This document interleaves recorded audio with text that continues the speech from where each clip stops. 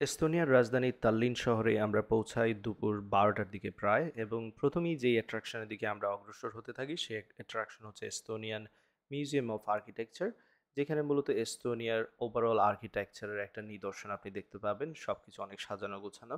তো আমরা প্রথমেই জাহাজ থেকে নেমে এখানে দেখতে পাচ্ছেন আশেপাশে কিছুটা দৃশ্য আমরা ক্যাপচার করার চেষ্টা করি। খুবই সুন্দর একটি শহর তাল্লিন, বলার অপেক্ষা রাখে না।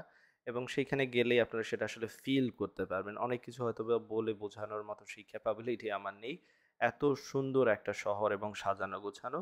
অনেস্টলি যদি বলি, আমার কাছে মনে হয়েছে আমি ফিনল্যান্ডে অনেক দিন ধরে থাকি। ফিনল্যান্ড থেকেও আসলে এস্তোনিয়ার যে তাল্লিন শহরটা অনেক গোছানো সেটা বলতে হবে। তো দেখতে পাচ্ছেন আমরা চলে এসেছি ৪-৫ মিনিট হেঁটে, মূলত জাহাজ থেকে নামার পর ৭-৮ মিনিট হবে এস্তোনিয়ান মিউজিয়াম অফ আর্কিটেকচারে চলে এসেছি। এবং এইখানে আমরা আসলে যেই অ্যাপটা ইউজ করছি তাল্লিন কার্ড, তার মাধ্যমেই দেখতে পাচ্ছি আশেপাশে কোন কোন অ্যাট্রাকশন রয়েছে এবং সেই অনুপাতেই আমরা আসলে প্ল্যানগুলো করছি।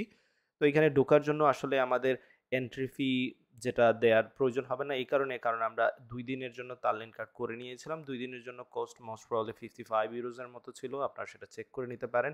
এবং আপনারা যদি তাল্লিন কার্ড করে নেন অনেক সেভ হবে, বলার অপেক্ষা রাখে না।